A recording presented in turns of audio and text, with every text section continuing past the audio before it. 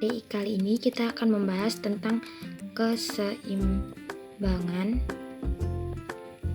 atau yang biasa disebut dengan equilibrium. Jadi, apa sih equilibrium atau keseimbangan itu? Di sini akan menjelaskan tentang bagaimana permintaan pasar mempengaruhi harga pasar equilibrium.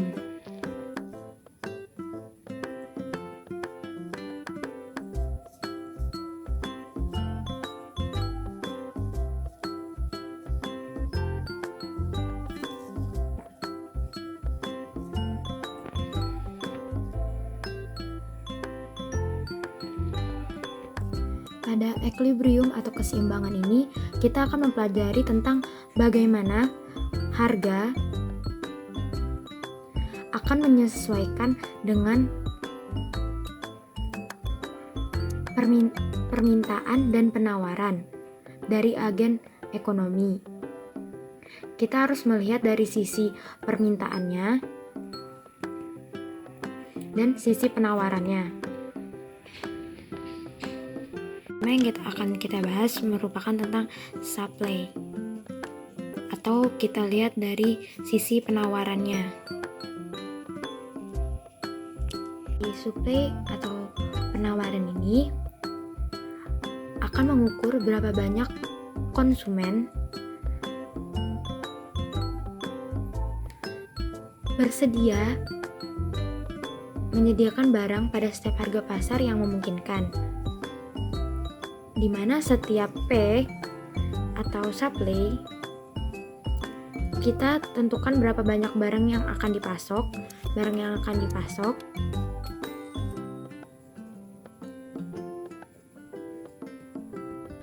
Kita akan mengetahui bahwa akan ada harga yang berhubungan dengan kuantitas atau banyaknya barang yang diinginkan konsumen atau yang ditawarkan harga tersebut untuk menyoroti beberapa hal. Yang kedua yaitu kita akan membahas tentang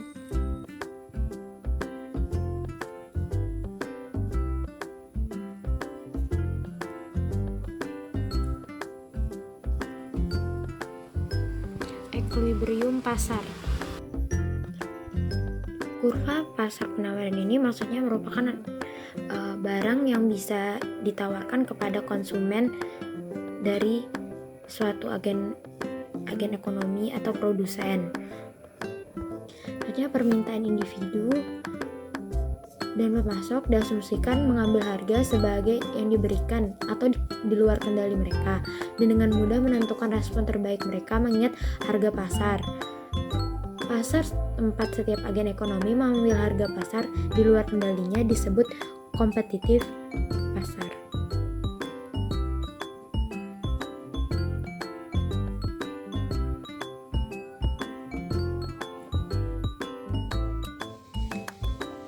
Kompetitif adalah setiap konsumen atau produsen merupakan sebagian kecil dari pasar secara keseluruhan dan memiliki efek yang dapat diabaikan pada harga pasar. Misalnya, masing-masing pemasok gandum membuat harga pasar menjadi lebih atau kurang dari tindakannya ketika menentukan berapa banyak gandum yang ingin dia produksi dan yang ditawarkan kepada pasar. Meskipun harga pasar mungkin tidak tergantung pada tindakan salah satu agen. Dalam pasar yang kompetitif, tindakan semua agen bersama-sama itulah yang akan menentukan harga pasar atau harga keseimbangan atau yang berada di titik keseimbangannya. Yang baik itu ketika harga penawaran barang dan permintaan barang sama, dimana yang paling baik adalah ketika harga kurva permintaan dan penawaran itu berpotongan, dan di sini merupakan titik keseimbangan atau harga equilibriumnya. Terjadi harga keseimbangan atau harga equilibrium ini sendiri di mana situasi semua agen memiliki tindakan terbaik untuk diri mereka dan perilaku setiap orang konsisten dengan perilaku orang lain. Pada harga berapapun selain harga equilibrium, beberapa perilaku agen akan melakukannya menjadi tidak layak, dan karena itu akan ada alasan untuk perilaku mereka berubah. Dengan demikian, harga yang bukan harga equilibrium tidak dapat diharapkan bertahan lama. Setidaknya beberapa agen akan memiliki inisiatif untuk mengubah tingkah laku mereka. Kurva permintaan dan penawaran mewakili pilihan optimal dari agen yang terlibat dan fakta bahwa mereka setara dengan harga tertentu.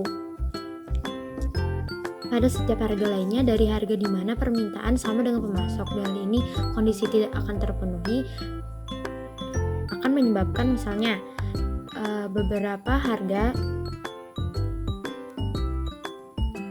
di mana permintaan lebih besar daripada persediaan.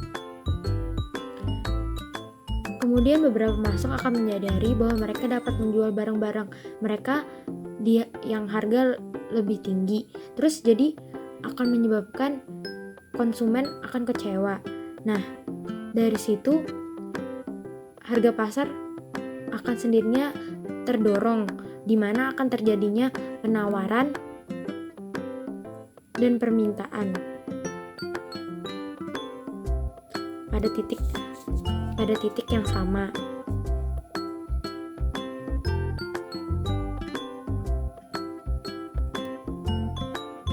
Jadi kelebihan pasokan memberikan tekanan ke bawah di pasar harga.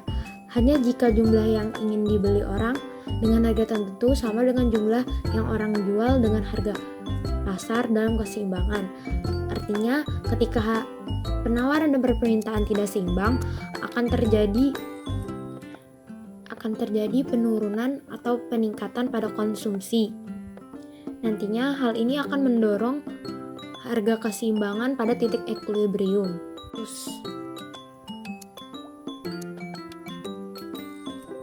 Di mana equilibrium pasar yang perlu disebut mereka cukup sering muncul, yaitu yang pertama adalah kasus dengan pasokan yang tetap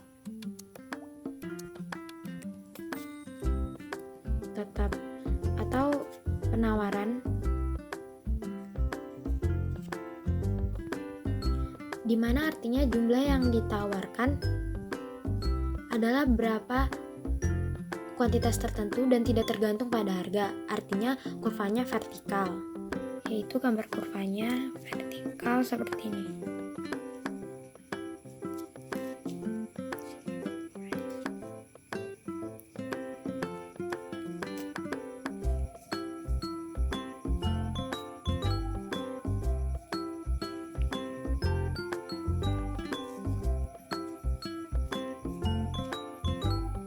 Dalam hal ini, kuantitas keseimbangan ditentukan sepenuhnya oleh kondisi pasokan dan keseimbangan harga ditentukan oleh kondisi sepenuhnya permintaan. Kasus yang kedua ialah jika suatu industri memiliki kurva penawaran horizontal sempurna, bahwa industri akan memasok sejumlah barang dengan harga konstan. Di situasi ini keseimbangan harga ditentukan oleh kondisi pasokan, sedangkan kuantitas equilibriumnya ditentukan oleh kurva permintaan.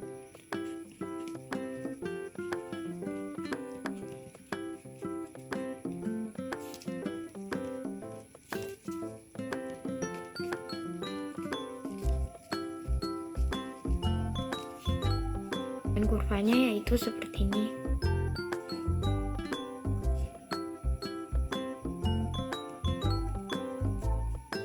Demandnya, ini supply-nya, dan ini titik keseimbangannya. Kita akan mempelajari kurva permintaan dan penawaran yang terbalik.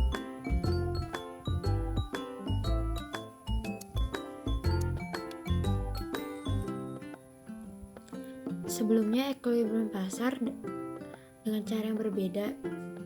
Seperti sebelumnya, kurva permintaan individu biasanya dipandang sebagai memberikan kuantitas optimal yang diminta sebagai fungsi dari harga yang ditentukan. Tapi, kita juga bisa melihat sebagai fungsi permintaan terbalik yang mengukur harga yang bersedia dibayar seseorang untuk memperoleh sejumlah barang tertentu. Hal ini sama berlaku untuk kurva penawaran. Mereka dapat dipandang untuk mengukur kuantitas yang ditawarkan sebagai fungsi dari harga. Tapi kita juga bisa melihatnya sebagai pengukur harga yang harus berlaku untuk menghasilkan pasokan tertentu, di mana kita menggunakan pasar permintaan dan pasar penawaran dan interpretasinya yang diberikan di atas. Dalam kerangka harga equilibrium ditentukan dengan menentukan kuantitas itu pada yang mana jumlah yang bersedia dibayar oleh para peminta untuk mengkonsumsi kuantitas itu sama dengan harga yang diterima pemasok dan memasok kuantitas itu. Jadi ketika kita biarkan penawaran menjadi fungsi terbaik dari permintaan, akan menjadi fungsi terbalik, yang dimana equilibriumnya ditentukan oleh kondisi.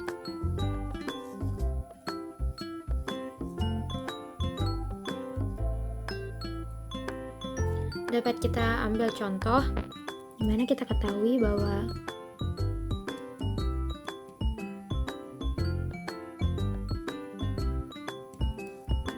equilibrium harganya adalah akan menjadi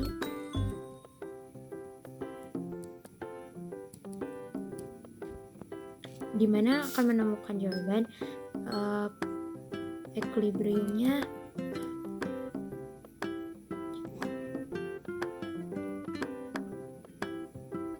akan menghasilkan equilibrium permintaan dan supply menjadi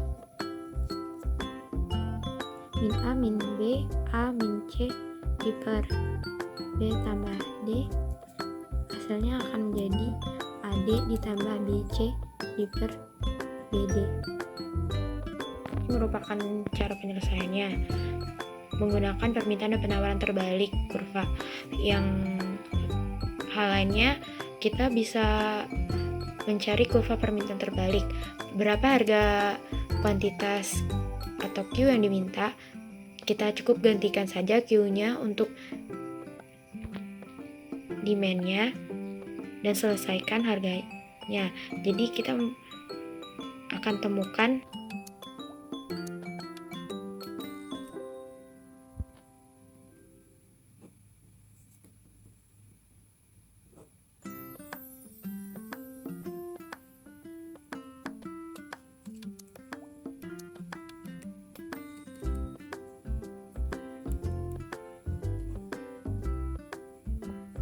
penyelesaiannya sama dengan kurva penawaran atau penyelesaian penawaran terbalik dengan permintaan terbalik ini.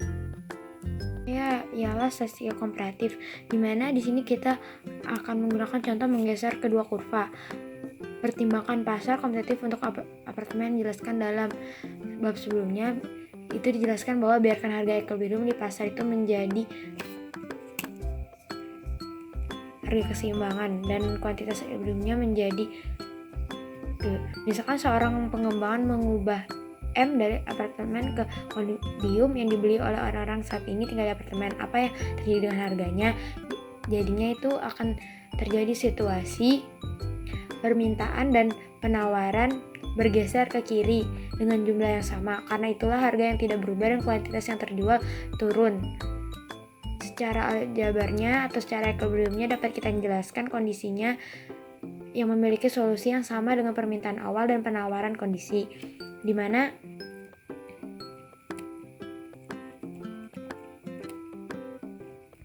pajak, di mana ketika pemasok menghadapi harga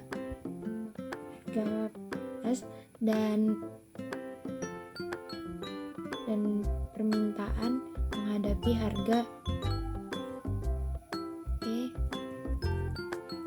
ditambah T. T ini merupakan pajak yang dikenakan. Kita buat contoh equilibrium pada supply harga menghasilkan A min C min BT diper D plus B, dan demand-nya akan menghasilkan A min C tambah DT per DB. Ini merupakan equilibrium dari permintaan dan penawaran setelah dikenakan pajak. Ini merupakan tax atau pajak yang harus dibayarkan. Bahwa harga yang dibayarkan oleh pemohon meningkat dan harga yang diterima oleh pemasok menurun karena dikenakan pajak, dan konsumen harus membayar pajak tersebut. Besarnya perubahan harga tergantung pada kemiringan kurva dan penawaran dan permintaan. Pajak Besarannya itu ditentukan oleh penawaran dan permintaan yang terjadi. Pajak tentunya akan menaikkan harga. Lalu bagaimana rugi besar pajak?